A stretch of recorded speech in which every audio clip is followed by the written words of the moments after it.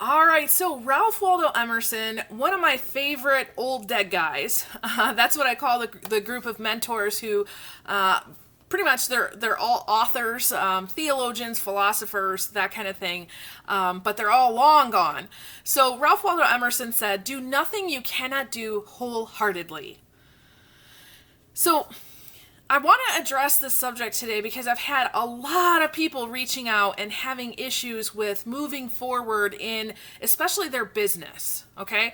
So let me just tell you from my perspective, I have made a lot of business decisions, especially in the last 5 years.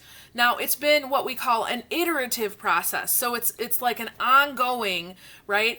The more I go about life, the more I realize that life is not about a linear line. Life is actually a spiral, and you come back to things and you see things at a deeper level. So with my business, I have regular times of reflection throughout the year.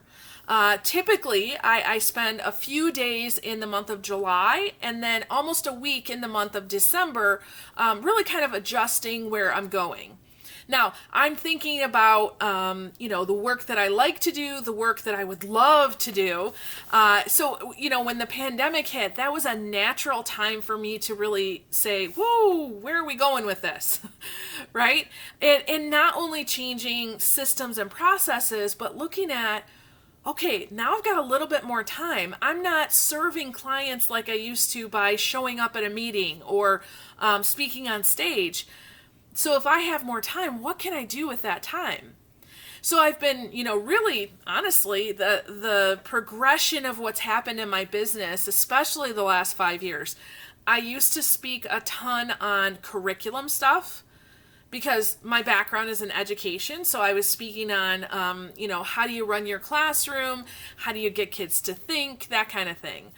And then I realized, that's okay. It's just there's other people out there doing that.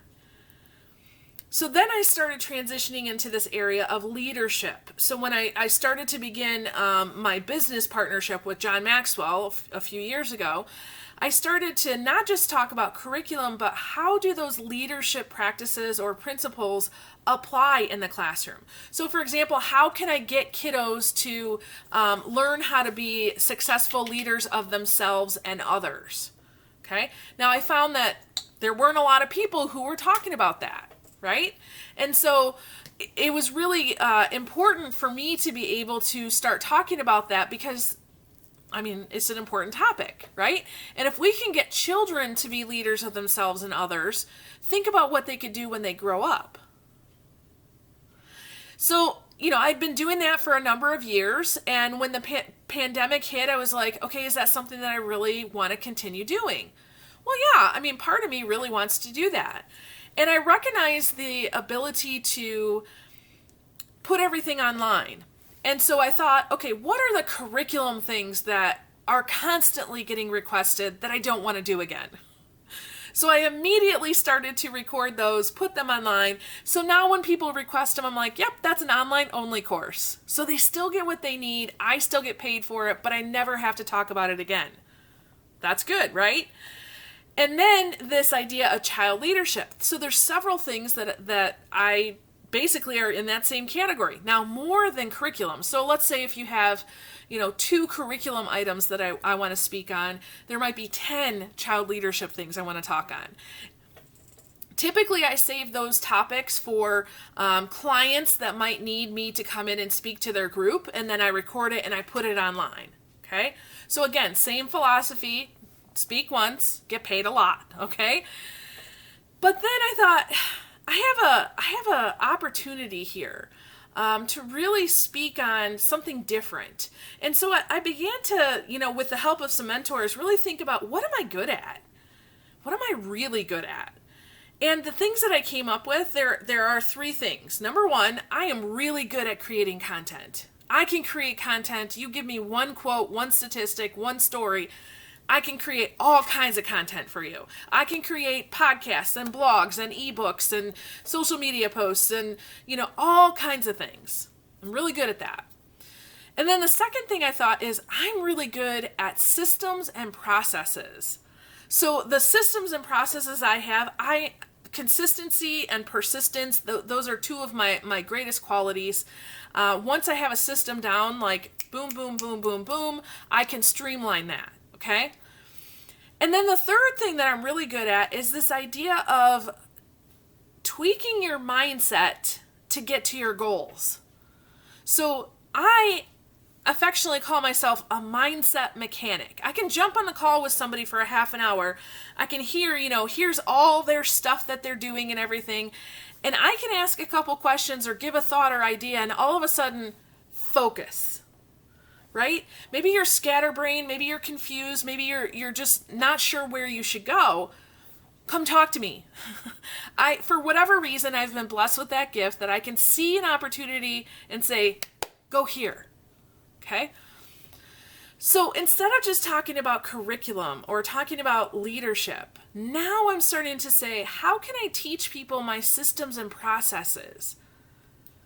So a couple months ago, actually July 4th, about a month ago now, I launched a Maximizing Your Social Media Production program. A series of maybe 6 or 7 videos I recorded all in less than a day. It's not perfect, it's not polished, it's not edited. It's me hanging out with you, teaching you my process, my systems. Now listen, it's not about social media. I'm not a social media expert, but it's about how do you produce at a high level quickly. Okay? So I walk through my system on how to produce 2 podcasts, 2 blogs, 10 social media posts, and everything else. How do you create all that content and get it going? Okay? I'm launching a course here very soon on how do you create content. So if you were given one quote, how could you create all of that content? Honestly, it's just a system. It's a formula. Anybody can do it. Here in another few weeks or so, we're going to be launching a system that's basically about how to build a speaking business. So I'm really gearing it towards those folks who maybe they've done a little speaking and a little training before, but now they see, I know a few things and maybe I want to jump into a business like that. Or those people who are already speaking and training and they know a lot, but maybe they need to work on their speaking skills.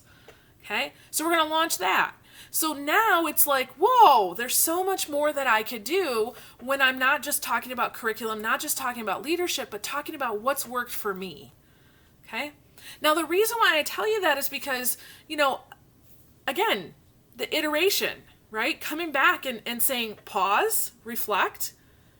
Okay, what do I want to do? What work do I not want to do, right? So if somebody were to call me right now and say, hey, Michelle, would you speak to this group about how to do a small group in their classroom? I'd probably say no. I can give you a couple other people who can come in and do that, but I'm not going to do that.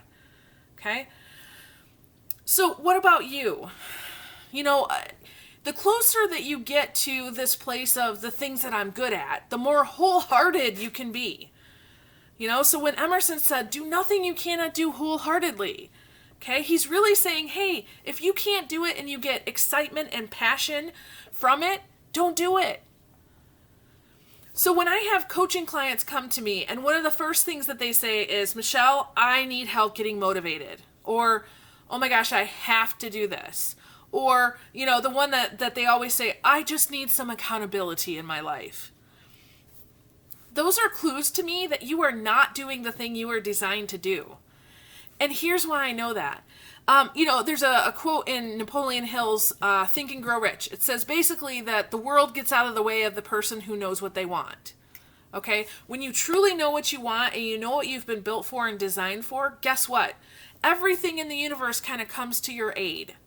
Okay? And you don't have a problem with motivation or desire or accountability. You're just like, you get up and you go, this is awesome. I get to do this day today. Okay? So I wanted to really approach that because if you are getting to that point where you're just like, oh my gosh, I can't do this anymore, then don't. Okay? Or you need to change your mindset. You need to change something. Right? So I'll give you an example. About a year ago, I'm in this PhD process trying to finish. And about a year ago, I was just like, why am I doing this? Why am I doing this? There's not one thing I'm going to learn from this that I don't already know for, writing the dissertation.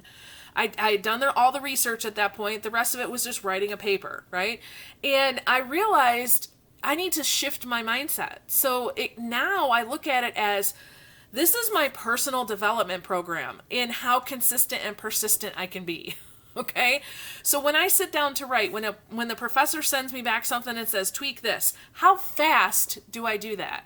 Or do I allow it to kind of hinder me, and I might not open that email because I'm a little concerned about what it's going to say or fearful, right? How fast do I open it? How fast do I make the change? How fast do I send it off? So I've turned it into my own little college, basically. This is Michelle's college of learning persistence and consistency. Okay? Now, eventually I'm going to get that degree and go, oh, well, I guess that paid off for me, right? So find out what you love to do, okay? What increases your energy, your excitement, and your passion. And then, like Emerson said, do it wholeheartedly, okay?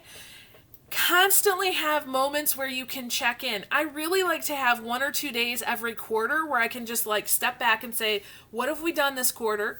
I look at my numbers every 2 weeks because I want to know not just how much money is coming in and out, but I really want to know how many people are we impacting, and not just the number of people, but what are they following? Are they signing up for a certain course over a different one, right? So constantly check in, and then, as you're doing this and you're constantly making those changes, eventually you're going to get to the point where the majority of your days are spent doing the things that you love. And guess what? There's an energy there that people are attracted to, and you're going to have a much more rich and meaningful life because you're living out your purpose. Okay? So do nothing you cannot do wholeheartedly. Awesome. Hey, if you need anything, if you want to spend a few moments with me, I'm actually going to put a link for our coaching. If you want to do a half-hour coaching with me, follow the link, see if it's right for you. If you know that you're in this place of like, oh my gosh, I've got to get out of here, and you need some help thinking that through, please reach out to me and let me know, okay? Awesome. Hey, I don't want to leave anybody behind. I want to make sure that you're living on your purpose, okay? Not somebody else's. So with that, I release you into the wild. Go forth and prosper. Have an amazing day, and we'll catch you next time. Bye-bye.